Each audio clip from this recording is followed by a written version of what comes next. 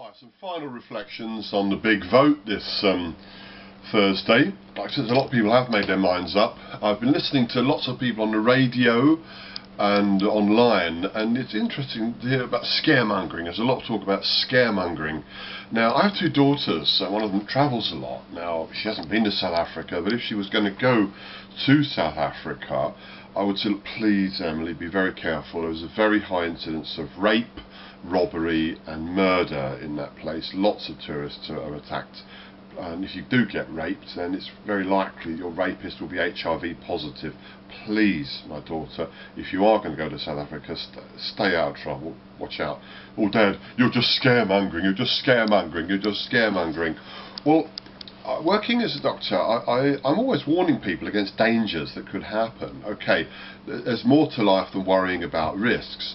But managing risks, anticipating risks, looking out if you are going to take a course of action which may be dangerous, it may expose you to significant harm, then you should think about it. And all I hear from Alex Salmond when people talk about the economy, the pound, and 2/3 of English people in the vote have just said if they go independent, they insult us in that way. If they're going to go for massive borrowing and spending, which will affect the currency, then they bloody well cannot be in currency union with us.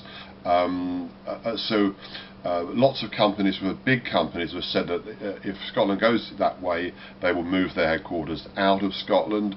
And what does Alex say? Scaremongering, scaremongering, scaremongering. It seems to, all I hear is that I had a little bit being interviewed this morning. The reasons for voting yes, because it's time, because it's history, because we're Scotland the brave, because we want to control our own destiny. This is a fantasy, my friends. This idea of controlling your own destiny, well, how sweet that would be, you know. The other thing I hear a lot is fairness, fairness, fairness. Friends, when you hear a socialist talking about fairness, then you really do need to get your hands on your wallet.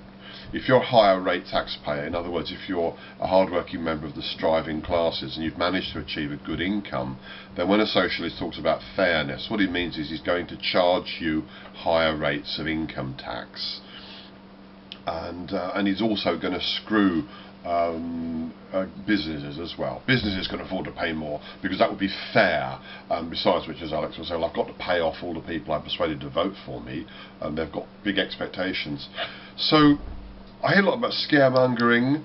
Well, I think there's a lot to be frightened of. It's actually quite a frightening world, and I would be extremely cautious.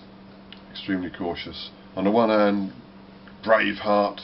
On the other hand, boring accountancy. Hey, everyone would like to go with a heroic approach rather than a boring accountancy-driven approach. But in the end of the day, if you run out of money, you run out of money. And as David Cameron said yesterday, make no mistake, this will be the final decision. Think about it. If the Scots go for independence and it goes bad, the only way they're going to want to come back into a union is if it went very badly. If it goes badly for them, then that will be because under the Barnett formula they will have lost a lot of money. Guess what? That means that the English taxpayer will be better off without Scotland. So the only circumstances in which an independent Scotland will want to come back to England is if it found out that really they were actually getting more out of the Union than they were putting into it. Do you think the English will take that? I don't think so. So if I was Scots, I'd be thinking, well, I'm proud of being Scots, I'm proud of my heritage. Hey guys, let's be realistic, we've probably got as much self-government as is realistic, and let's not take that dangerous step into the dark. Not a good idea.